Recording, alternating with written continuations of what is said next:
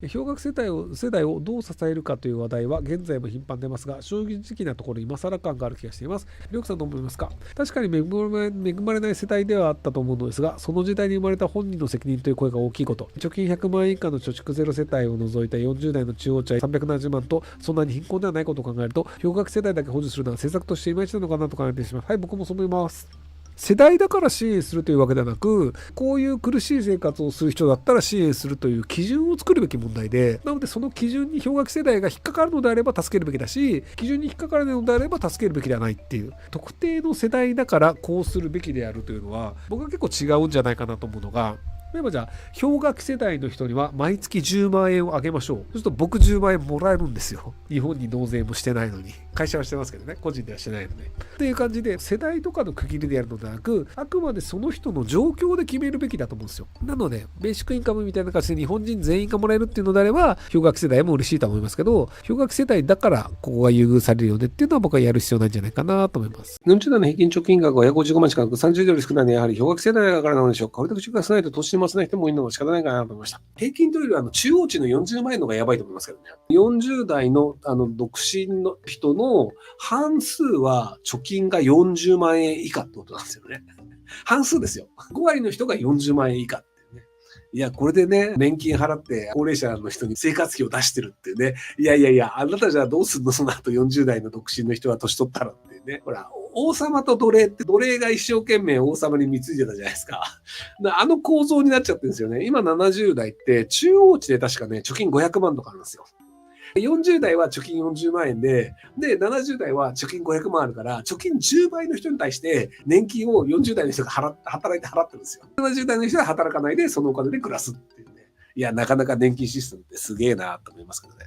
老人の数が増える以上、老人福祉も縮小せざるを得ないという意見に賛同します。ただ今から老人福祉を減らす政策を進めた場合、老人福祉の縮小で最も割を食うのは、生まれてから不利益ばっかり受けてきた氷河期世代なのではという概然性に気づきました。個人の努力では何ともならなかった人も多い氷河期世代をさらに苦しめるのはひどすぎませんか？しょうがないです。僕も氷河期世代ですけど、誰かが割を食うんですよ。誰かが割を食わなければいけないよねっていうところでいくと、氷河期世代って若いうちも割を食いました。高齢者になっても割を食うっていうので、全く報われないままだったんですけど、ただ、今からでも報われないというのは変わりません。若い世代に報われなかったも変わらないし、例えば後期高齢者に対する独自負担が増えましたっていうのも麻生さんが決めて菅政権の時に確かやったと思うんですけど、っていうのもあるので、結局じゃあ氷河期世代の人たちが高齢者になった時に自分たちの親の恵まれ具合に比べるときついよねっていうのは変わらないと思うんですよ。なので氷河期世代がもし報われる部分があるとすると、若いうちも苦労したけど俺たちは高齢者になった時もその負担を受け入れるぜっていうので、名誉だけはもらう。ただ生活とかはめちゃめちゃ苦しい世代でしたっていうので、氷河期世代の人たちありがとうって自分たちより若い世代に思ってもらえるっていうのはあると思うので、なので僕は氷河期世代が老人福祉を減らすっていうのを真に受ける世代でいいんじゃないかなと思ってます。氷河期世代の中の一人として。はい。誰かがそれを受けなきゃいけないんですよ。若い人がどんどん苦労していくってなると、子供どんどん減ってって、じゃあ日本存続しなくなるよねっていうのは、予想よりも8年早く日本の人口の減少が始まっているということになってるらしいんですよね。なのでそうするともう若者の負担を増やそうというのをやってしまうと、結果として日本という国が外国人どんどん増えまくって日本人というのが少なくなりましたよねっていう、そのトランプ支持をしているアメリカ白人の考え方みたいな形になるか、それとも人口どんどん減ってって移民もいなくて経済もどんどん縮小していって東南アジアの微妙な国っていうポジションになるのか、どちらにしろ今皆さんが生活しているような日本というのを豊かな状況というのはもう維持できないのはほぼ確定してます。なのでどっかの世代が不運を受け入れることでまだ豊かな日本というのが維持できる可能性はあります。残念ながら氷河期世代より上の世代というのはその不運を受け入れる気は全くありませんでした。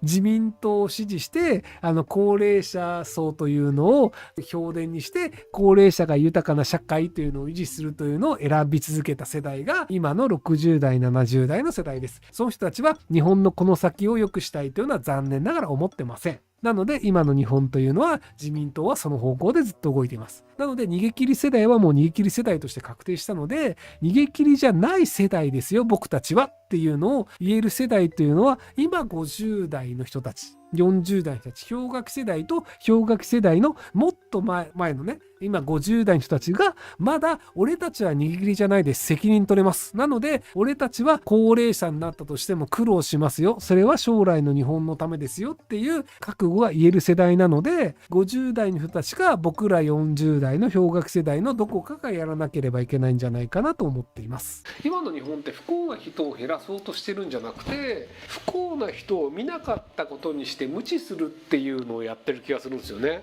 例えば40歳の人で氷河期世代と言われてる人で非正規雇用を20年やってましたっていう人って恋人もいないし家庭もないしもちろん子供もないからなんで生きてんのっていう状態になってると思うんですけど、もうちょっと上の60代とかと年金とか払ったりしてそれなりになんとか人生全うできるよねってなってるんですけど、ちょうど40歳ぐらいの世代ってお前ら働こうと思ったら働けんじゃんって言われてるんだけど、でも企業側って雇うんだったら若いやつの方がいいよねっていうので20代30代雇っていて40代雇うとかなくねみたいな状態になってるわけですよ。彼らが働けなかった理由ってどうなのっていうと、たまたま就職氷河期だったよねっていうのと、その時代にその派遣社員っていうシステムができたせいで働いてはいたんだけど派遣だから何の利益にもならなかったよねっていうところで割と運が悪かった世代なんですよ。僕の同世代なんですけどね、社会から割とその不遇な状態になった人が社会に対してもう知ったこっちゃねえよってなるのもしょうがないよねっ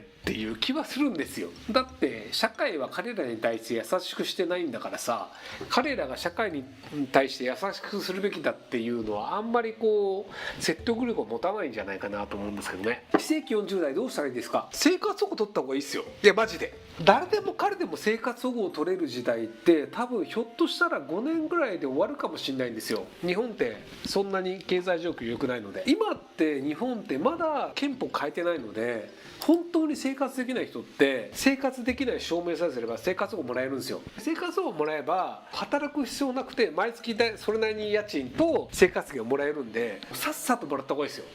痩せ我慢とかしないで。氷河期世代が高齢者のボリューム層になった時、高齢者の方々はどのような状態になると思いますか？将来的なコストを考えると多額の現金を配ったり老人ホーム的な高級施設は成立しないと思っています。勝手な個人の予想ですが、高齢者がお互いに助け合うような格安シェアハウスを国が提供するぐらいしか法がないと考えますが、そうはならないでしょうか？実質すでになってます。例えばじゃあ介護のデイサービスで来てくれる人が40代後半とか50代前半の人が介護の仕事で来るっていう状態になってるので、70歳の人の介護を50歳の人がやるっていう、人生50年下天の内を比べよらばみたいな感じで、昔は50歳ってもう老人だったんですよね。でも今だと50歳って普通に働く人だよねっていうので、60歳も引退してないから働くよねっていうので、下手したら70ぐらいまで働かなきゃいけないよねみたいな時代になっちゃってる。シェアハウスかどうかは別にして、高齢者の世話というのを高齢者がやるっていうのはすでに始まってますよと。47歳で精神障害者保健福祉手帳を持っていますが、障害年金はもらえない程度です。うつ病で5年以上働いていても治る気配がなく、障害をオープンにして金融業界をメインで転職活動していますが、なかなか決めれません。まずモス資格、マイクロソフトの資格を取るようにしてますが、うつ病というだけで正社員で普通に働くために頑張ってますが、氷河期世代やはり転職は難しいのでしょうか？もともと金融業界ですでに働いているのであれば別に問題ないんじゃないかなと思いますけど、金融で働いてるわけじゃないのか、金融で転職活動してるだけなのかな。今の仕事が何なのかっていうところで、モス資格を取ろうとしているという時点で多分 IT 系でもないと思うんですよね。今のところ普通に暮らせてるのであれば今の仕事をやり続ければいいんじゃないかなと思いますけど、47歳で未経験の仕事が転職で受け付ける会社ほぼないと思うんですよ。45歳以上で新しいことを覚えるのは難しいよねっていうのが一般論としてあるんですよ。もちろん新しいことを覚えられる人もいるんですけど、そうじゃない人の場合がほとんどなので、未経験の仕事だったらをやりたいですって言ってる45歳以上の人を受け付ける会社というのはほぼないので、今までの会社は今まで通りにやった方が安全なんじゃないかなと思いますけど、それが障害者枠を使うという形で大企業にひたすら送りまくると、ワンチャン障害者枠で入れる場合もあるので、もうダメ元で送りまくるっていう手もあるんじゃないかなと思いますけども、45歳以降で新しいスキルつけても転職にはほぼ使えないんですよ。今やってる仕事で資格を足すならいいと思うんですよ。IT 系の事務をやってるけど、モス取りましたっていうので、オペレーション的なその会社の中の運用系の仕事もできるようになりますよとかは全然いいと思うんですよ。もともと IT 系の人が突然45歳とかになって、フォークリフトの資格取りましたって言っても、いやいや、お前運転したことないんだよね、みたいになっちゃうので、リスキリングとかってあくまで20代、30代の話なんじゃないかなと思いますけど。ひろゆきさんはバブルの頃、どのような生活をしてましたか？またバブルの恩恵受けますか？受けませんでした。僕は就職氷河期という時代で、氷河期で最悪だった時代に大学の就職時期だったので、大卒の就職率が確かね、3割台とかだったかな？今だと大学卒業した人で就職したいと思ってる人は多分9割就職してると思うんですけど、僕の時代って大卒です、就職したいですって言ってる人でも就職できたのが確か3割とか4割っていう大卒の就職率が最悪だった時期なんですよ、歴史上。なのでバブルの恩恵というのは一切受けず、むしろバブルが破裂したという結果だけを受け止めた時代です。僕らの就職世代の次の年から多少改善して就職できるようになったので、バブルの一番被害を受けたのは僕ら世代です。はい、1976年、77年生まれ。で逆に僕より1年前の75年とか74年生まれの人たちは、バブルが崩壊したけども、バブル崩壊の実態の影響をそこまで受ける前に就職決まってるんで、バブル崩壊したけど別になんとかなるんじゃないみたいな。リーマンショックもそうなんですけど、何らかしらのショックが起きた後、そのショックが実体経済に影響を与えるまで結構時間かかるんですよ。リーマンショックを予測した人がいるんですけど、リーマンショックが予測した人が、これはリーマンショック来るなって分かってて、リーマンショックが起きた時に儲かる方にかけ続けたんですけど、予想よりもそのショックが世に出ても実体経済に影響を与えるまで時間かかったんですよ。不動産バブル崩壊したって言っても、うちの会社まで影響ないよねとか、一部損する人はいても俺の会社は関係ないよね、今まで通りのことが起こるよねっていうので、結構人は今まで通りにやってしまうバイアスがあるんですよ。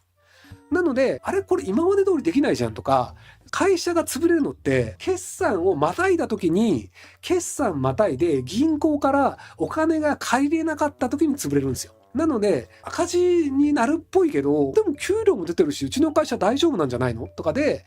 山一証券っていう証券会社があったんですけど、山一証券っていうのは普通に営業していて、で、山一証券の社員とかがこう昼休みにテレビつけてたら、自分の会社の社長が記者会見やってるんですよ。なんかうちの会社今日記者会見やるんだみたいなので、テレビの記者会見の中で社長が、山一証券は潰れましたって言ってて、そのテレビを見てた社員が、俺たちの会社潰れたのって驚くっていう。なので、自分たちが潰れるとも思ってないんですよ。自分たちも潰れないと思ってるぐらいなんですよ。